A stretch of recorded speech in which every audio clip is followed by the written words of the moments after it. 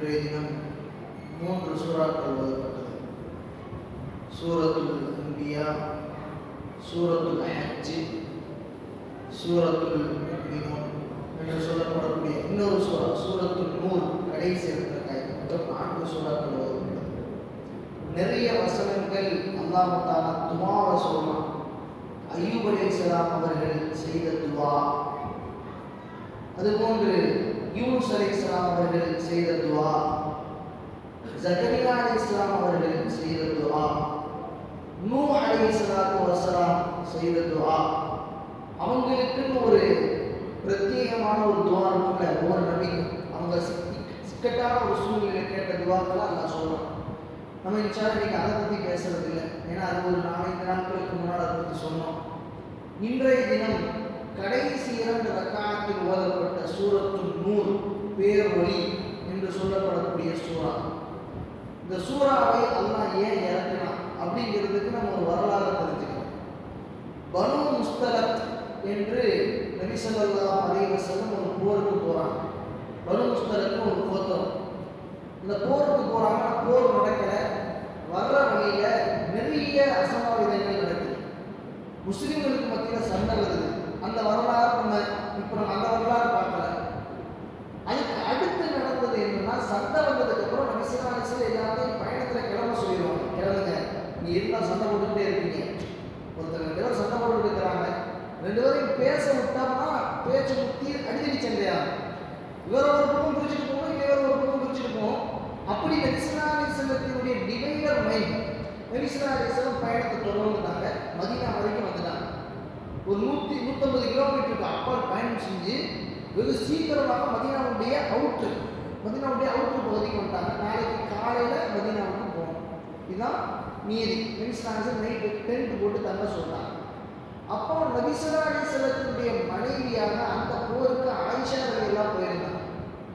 ஆயிஷா ரலியல்லாஹு போயிருந்த அந்த தருணம் இரவு நேரத்தில் அவங்களுடைய சுய தேவையை பூர்த்தி செய்வதற்காக வேண்டி ஆயிஷா ரலியல்லாஹு மக்கள் நடமாட்டம் இல்லாத பகுதிக்கு போறாங்க.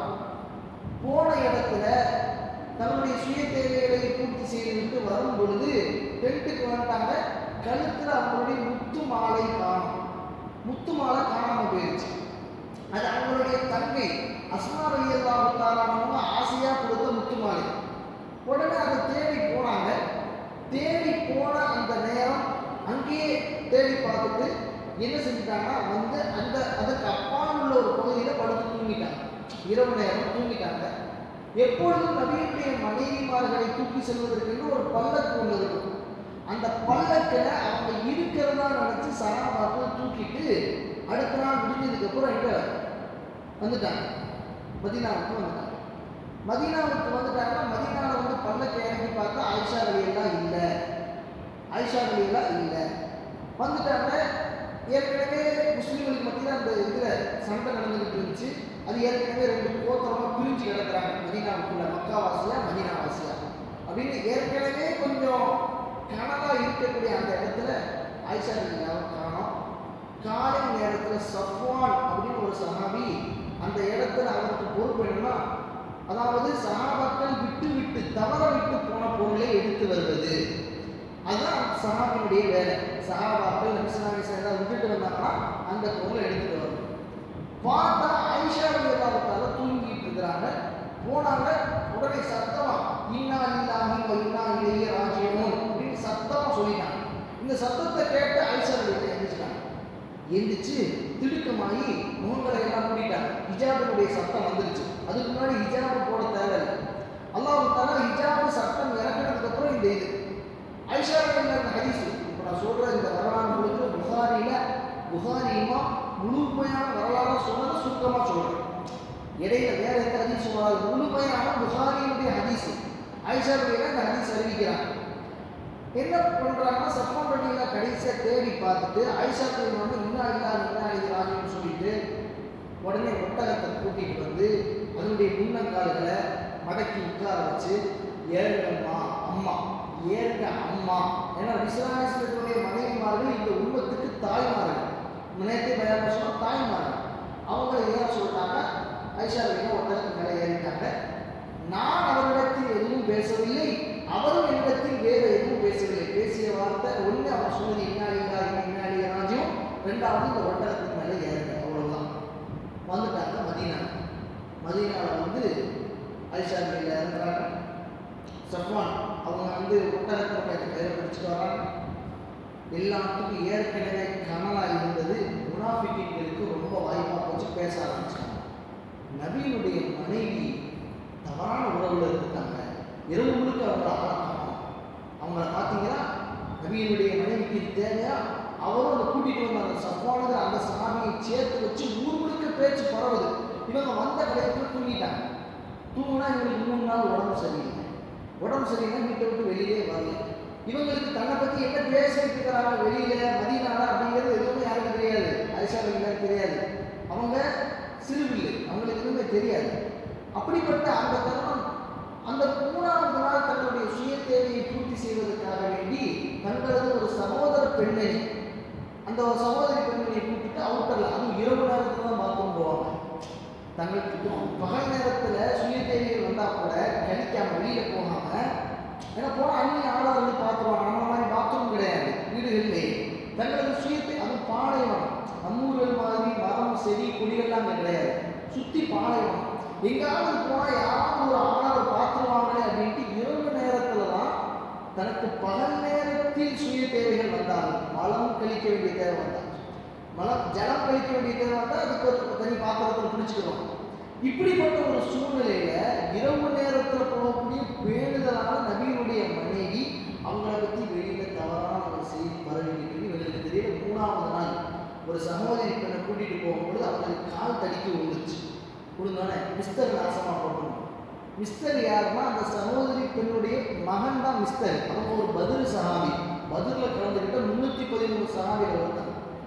ஆயிஷா அம்மா கேட்குறாங்க, ஏம்மா உங்களுடைய மகன் பத்ர் சஹாபி ஆச்சே மிஸ்டருங்கிறவர், அவர் நாசமா போட்டு துவா செய்வீங்களே, என்ன செஞ்சார் அவரு? உனக்கு தெரியாதாம்மா, வெகுளியா இருக்க, உன்னை பத்தி ஊருக்குள்ள என்ன பேசுறாங்க தெரியுமா? நீனும் அந்த கடைசியா வந்த அந்த சஃப்வானும் உன்னை கூட்டிட்டு வந்தவரும் தவறான உறவில் இருந்ததாக ஊரே பேசுது.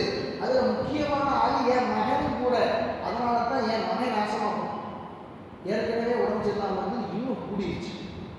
கூடி 1 மாசம் ஆயிடுச்சு. நபி ஸல்லல்லாஹு அலைஹி வஸல்லம் வர்றாங்க, பழைய மாதிரி இல்லை. தான் மனைவிட்ட ஒழுங்கா பேச மாட்டேங்கிறாங்க. எப்பவும் பக்கத்தில் உட்காந்து பேசுகிறவங்க வீட்டுக்கு வர்றாங்க, ஆயிஷா நல்லா இருக்கியா, அவ்வளோ பரவாயில்ல, முடிஞ்சிச்சு போயிடலாம்.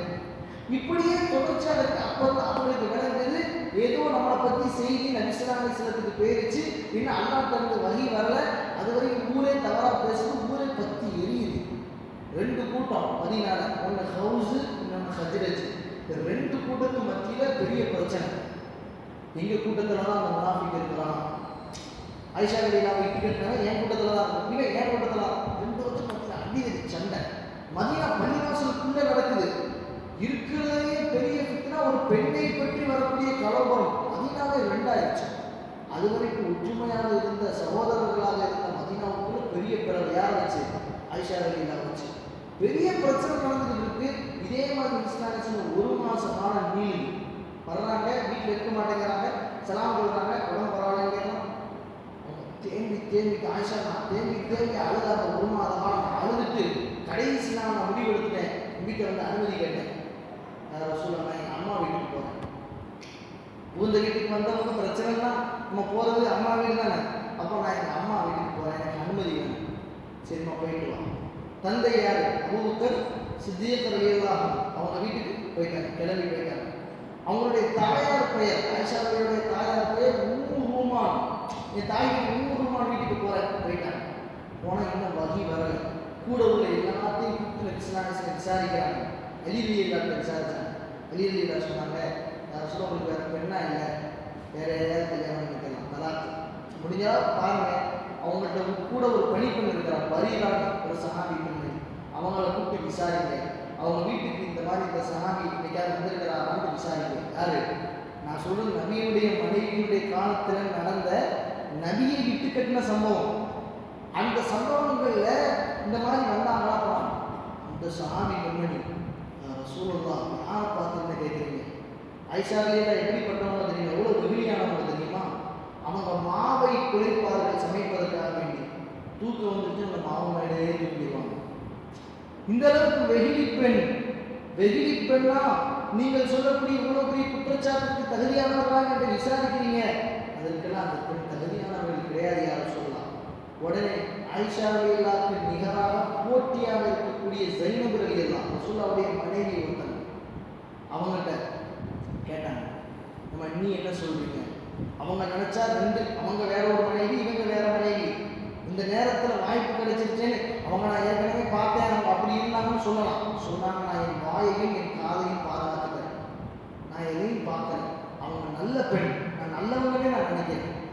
ஊருக்கு ஒரு சின்ன ஒரு பெண்ணை பற்றி ஒரு விஷயம் தெரிஞ்சிருச்சுன்னா அப்படியே பரப்புறது, உட்கார்ந்து பேசுறது.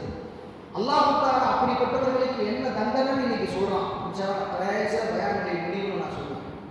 ஒரு பெண்ணை பற்றி ஏதோ ஒரு செய்தியை பற்றி உண்மையா பொய்யா தெரியாம ஒரு செய்தி அப்படியே பரப்புறது, வாட்ஸ்அப்ல பரப்புறது. அது இது உண்மையா பொய்யா?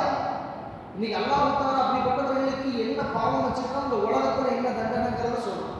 ஒவ்வொரு விஷயத்துக்கு இப்படியே செய்தி வருவது, ஒவ்வொரு சஹாபாக்களை விசாரிக்கிறாங்க, இப்படியே செய்தி போகுது. இப்படியே ஒரு மாசம் காலம் கடந்து அங்கே வீட்டுக்கு போய் 3 நாள் ஆயிடுச்சு. எங்கள் வீட்டுக்கு தான் பிறந்த வீட்டுக்கு போய் 3 நாள் ஆச்சு. அங்கே போய் அழுது கண்ணீரே வரமாட்டேன். ஐஸ்வர்யா சொன்னா நான் அழுது அடுத்த நிமிஷம் வந்துட்டாங்க. வந்து இவ்வளோ ஆனவங்களை விசாரிக்கலாம் நடந்து 1 மாசம் 3 நாள் ஆயிடுச்சு. நபியினுடைய வீடு மதியிலிருந்து எப்படி சந்தோஷமா இருந்த குடும்பம் இப்படிப்பட்ட ஒரு சூழ்நிலை இப்படி நடந்துச்சு. நபிசுல்லாஹி வீட்டுக்கு வந்தாங்க. யார் வீட்டுக்கு? அபூபக்கர் சித்திக் அவருடைய வீட்டுக்கு, மாமனார் வீட்டுக்கு வந்துட்டாங்க.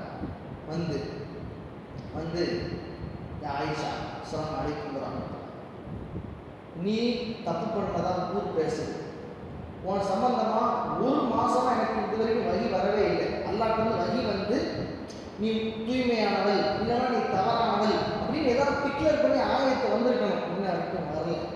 எனக்கு என்ன செய்யன்னு தெரியல. நீ தவறு பண்ணி இருந்தால் அல்லாஹ்ட்ட பாவம் பண்ணிட்டு வந்துருச்சு போவோம். உடனே தப்பு பண்ணியிருக்கணும். நான் வாப்பா அபூபக்கர் சித்திக், நீங்க ஏதாவது பதில் சொல்லுங்க, நான் ரசூலுல்லாஹ்ட்ட பேச மாட்டேன். ரெடி, நான் ரசூலுல்லாஹ்ட்ட பேச மாட்டேன். நீங்க பதில் அழுத இன்னும் கூடிருச்சு. அப்படியே கட்டில திரும்பி படுத்துக்கொண்டு நீங்க பதில் சொல்லுங்க. வாப்பா நீ எதை பேசுறதா நீங்க பேசுங்க. அபூபக்கர் சித்திக் இல்லை பேசுவாங்க அமைதியா. அல்லாஹ்வே சத்தியமா ரசூலுல்லாஹ்ட்ட பேசுறதுக்கு எனக்கு எந்த தகுதியும் கிடையாது. அப்படியே அமைதியா தலைக்கு அம்மாவை பார்த்து, நான் ரூமான் எனது தாயே, நான் யாருன்ட்டு ரசூலுல்லாஹ்ட்ட சொல்லுங்க, நான் எப்படிப்பட்ட பொண்ணுன்ட்டு, நான் எப்படிப்பட்ட பொண்ணா நீங்க பேசுங்க ரசூல் ஸல்லல்லாஹு அலைஹி வஸல்லம். அவங்களும் தலை வந்துட்டாங்க. ரசூலுல்லாஹ் முன்னாடி நான் என்ன பேசுறேன்? உடனே சொன்னாங்க ஆயிஷா ரலியல்லாஹு தஆலா, இந்த வார்த்தை ரொம்ப முக்கியமான வார்த்தை. அல்லாஹ் தஆலா குர்ஆன்ல யாக்கூப் அலைஹிஸ்ஸலாத்தை பற்றியும் யூசுப் அலைஹிஸ்ஸலாத்தை பற்றியும் குர்ஆன்ல ஒரு வரலாறு சொல்றான். சூரத் யூசுஃபினுடைய வரலாறு பார்த்தோம். அதில் அவங்க ஒரு சட்டையில சவுக்கு சாயத்தை பூசிட்டு ஓனாய் கடிச்சிருச்சு யூசுஃபன் கொண்டு வந்தாங்க. கொண்டு வந்த அந்த தருணம் அது பொய்யான சட்டை யாக்கூப் அலைஹிஸ்ஸலாத்துக்கு தெரியும். அதை வாங்கிட்டு சொன்னாங்க, சபுருன் ஜமீல், நான் அழகிய பொறுமையை கையாளுகிறேன், வல்லாஹு முஸ்தஅன் அலா மா தசிஃபூன் அப்படின்னு அவங்க சொன்ன அந்த வார்த்தையை நானும் சொல்றேன். என் சம்பந்தமாக ஊர் முழுக்க பொய் நடக்குது, நான் அழகிய பொறுமையை கையாளுறேன். யாக்கூப் அலைஹிஸ்ஸலாம் எவ்வாறு பொறுமையாக இருந்தார்களோ அதுபோல நான் பொறுமையாக இருக்கிறேன் அப்படின்னு சொல்லி முடியல. அந்த நேரம் குளிர் காலம், வஹி வந்தது. நபி ஸல்லல்லாஹு அலைஹி வஸல்லம் உட்கார்ந்துருக்கிறாங்க. அவங்க மேல பாரம் இறங்குது. நபியினுடைய முகமெல்லாம் உடலெல்லாம் வேர்த்து முத்தா ஆயிடுச்சு. முத்தா வேர்த்து நபி ஸல்லல்லாஹு அலைஹி வஸல்லம் அப்படியே இருக்கிறாங்க. நாங்கள் அதை கண்கூடா பார்க்குறோம். யாரு? ஆயிஷா ரலியல்லாஹு, ஆயிஷாவுடைய தாயார் அபூபக்கர் சித்திக் ரலியல்லாஹு, ஆயிஷா ரலியல்லாஹுடைய வீட்டு வேலை பெண் பரீரா, நாங்கள் எல்லோரும் 4 பேரும் பார்த்தோம். நபியினுடைய முகம் வேர்த்தது. இன்றைக்கு கடைசி 2 ரக்காயத்தில் ஓதப்பட்ட ஆயத் சூரத்துன் அன்ஸல்னாஹா வஃபரன்னாஹா வஅன்ஸல்னா ஃபீஹா ஆயாத்தின் பையினாத்தின் லஅல்லக்கும் ததக்கரூன் அஸ்ஸானியத்து வஸ்ஸானி ஃபஜ்லிது குல்ல வாஹிதின் மின்ஹுமா மிஅத்த ஜல்தா. விபச்சாரம் செய்த ஆணுக்கும் விபச்சாரம் செய்த பெண்ணுக்கும் 100 கசையடி கொடுக்கணும். அது திருமணம் ஆகாதவர்களாக இருந்தால் கசையடி, திருமணம் ஆனவர்களாக இருந்தால் 100 கல்லடி. திருமணம் ஆகாதவங்க அப்பதான் அந்த சட்டம்லாம் வருது.